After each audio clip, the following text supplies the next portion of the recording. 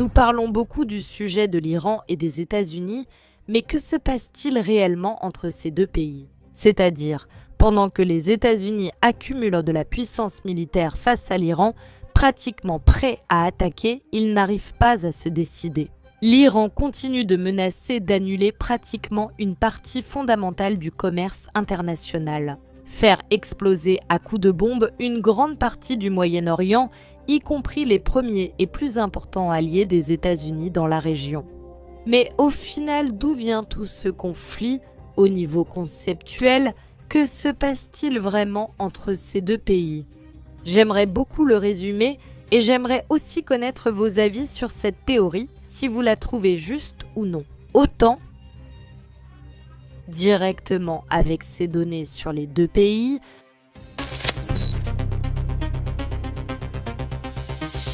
quand on parle de ce qui se passe réellement entre l'Iran et les États-Unis. Nous devons nécessairement, d'une certaine manière, nous replacer du point de vue de l'agresseur, de celui qui a actuellement déployé sa puissance militaire face à l'Iran.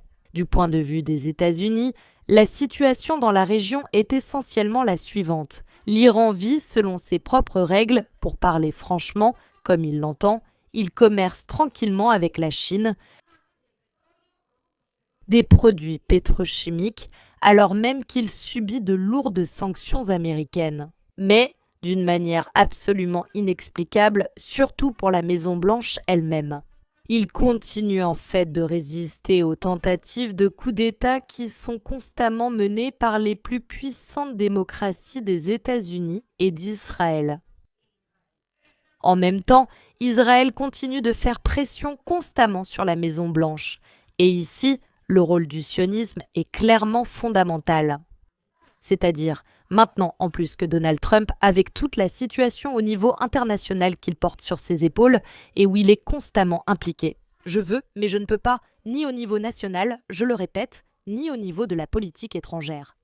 Eh bien, il y a le très cher Netanyahou touchant constamment l'épaule de Donald et disant « J'ai une victoire qui va émerveiller le monde entier ». Ce que nous devons faire, c'est aller contre l'Iran. En effet, ils essaient de convaincre Trump et tous ceux qui l'entourent que l'Iran est sur le point d'agir. Ce qui se produit déjà depuis au moins les 10 dernières années, c'est qu'ils essaient d'obtenir des armes nucléaires et qu'il est donc absolument nécessaire de les détruire, dès maintenant. Il faut agir, sinon on va tout perdre.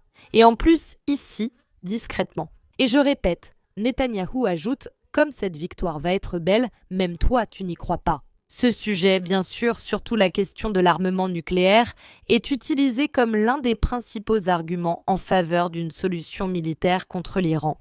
Bien qu'Israël comprenne parfaitement qu'il ne pourra pas résoudre le problème seul dans le cas où cela serait nécessaire. Donc, effectivement, ils font appel aux grands frères, même si ici permettez-moi de vous dire que ce n'est pas très clair. Qui est exactement le grand frère? Les États-Unis pour Israël ou Israël pour les États-Unis? En fin de compte, l'Iran a été attaqué une fois et il se prépare à être attaqué de nouveau.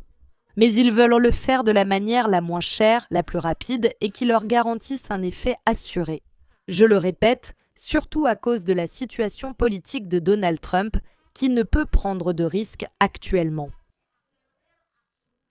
Et c'est ce dont nous parlions il y a un instant, c'est une sorte de transition, une phase de transition. La nave est le maître des maîtres, c'est-à-dire ce qui est actuellement en jeu dans cette balance. Pour Donald Trump, c'est effectivement très important et il doit mesurer très soigneusement chaque pas qu'il fait, de sorte qu'il puisse ensuite en parler fièrement sur les réseaux sociaux. La déclarer comme une immense victoire et surtout une victoire qui n'a coûté la vie d'aucun militaire américain. Avec l'Iran, cela devient de plus en plus complexe. Idéalement, tout devrait se terminer par un changement de régime à Téhéran, mais en ce moment, les Américains ne veulent pas non plus le faire eux-mêmes.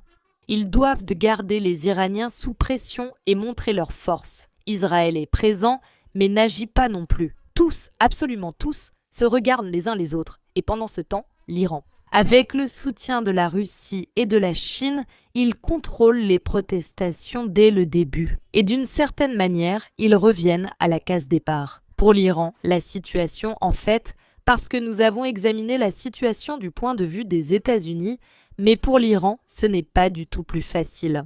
Il ne peut pas détruire complètement Israël ou les forces américaines dans la région. Et il le sait parfaitement bien, c'est-à-dire que c'est très clair pour lui, il ne peut le faire ni en pratique ni en théorie. Cependant, l'acquisition réelle d'armes nucléaires changerait radicalement cet équilibre. Même quelques ogives rendraient le pays pratiquement invincible. Mais lancer une attaque directe contre les navires américains ou rayer de la carte les bases au Qatar ou en Arabie Saoudite, comme on le ferait dans une guerre normale. L'Iran n'est pas encore prêt non plus à le faire. Cela signifierait automatiquement une grande guerre avec Israël et les États-Unis, dans laquelle, effectivement, il aurait très peu de chance. Cela causerait énormément de dégâts aux États-Unis, mais il y a de fortes chances qu'ils finissent par périr au combat, ce que le gouvernement iranien ne souhaite pas non plus. Ce qu'ils veulent, c'est vivre en paix et contrôler la souveraineté de leur propre pays. Les Américains pourraient théoriquement, du moins, en finir avec l'Iran. Effectivement, cela aura aussi un prix pour eux, et je dirais que ce n'est souhaitable pour aucune des parties. Mais ils ne le font pas encore parce qu'ils sont impliqués dans beaucoup d'autres affaires. Il y a l'Ukraine, bon, il y avait aussi cette histoire du Groenland jusqu'à récemment, il y a le Venezuela, qu'ils doivent aussi d'une certaine manière contrôler un peu. Bientôt, il y aura des élections de mi-mandat que l'équipe de Trump est de plus en plus proche de perdre, de façon absolument retentissante. Il se produit donc une situation typique de dissuasion mutuelle, même sans que l'Iran ne possède encore cet armement nucléaire, on le suppose toujours.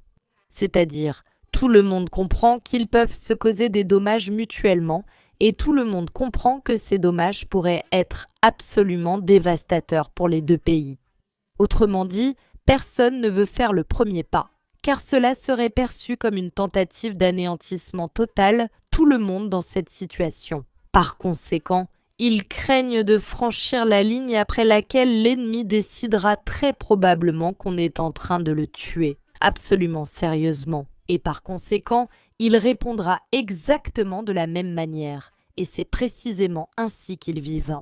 C'est-à-dire, certains brandissent le drapeau rouge de la vengeance, et ici nous parlons en particulier de l'Iran, d'autres déclarent que non, aucune guerre ne peut se terminer sans eux, et ici nous parlons en particulier de Donald Trump. Mais ce qui est très clair, c'est qu'aucun des deux pays n'agit. Mais la grande question est, pourquoi diable alors Donald Trump s'est-il impliqué dans la région? Je parie ma tête que cela a à voir avec une autre stratégie médiatique pour détourner l'attention. Et aussi peut-être avec quelques erreurs de calcul faites à la Maison-Blanche où, effectivement, il pensait que la victoire était presque dans la poche. Elle serait facile à obtenir et ainsi ils atteindraient de l'Iran. Quelques bombes par-ci, quelques bombes par-là, ce qui serait, comme on dit en Espagne, arriver et décrocher le gros lot. Cependant, il semble maintenant que la situation sera bien différente si ce conflit ouvert devait avoir lieu.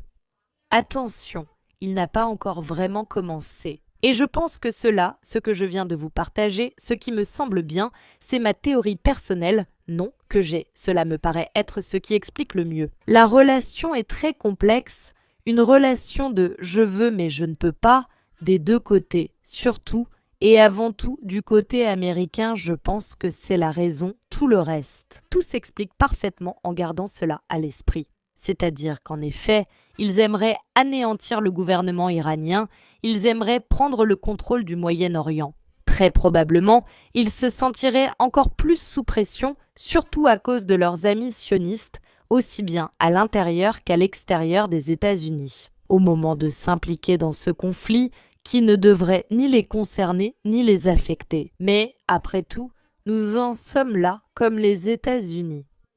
Il y a énormément en jeu, et c'est très personnellement que Donald Trump joue sa carte face à un Iran qui a aussi beaucoup à répondre et qui a également beaucoup à perdre. Mais cela pourrait leur causer un tort d'ordre existentiel. Donc, ils sont là, ils sont arrivés, et en théorie, tout est absolument prêt, mais pour les raisons mentionnées précédemment, ils ne se décident toujours pas.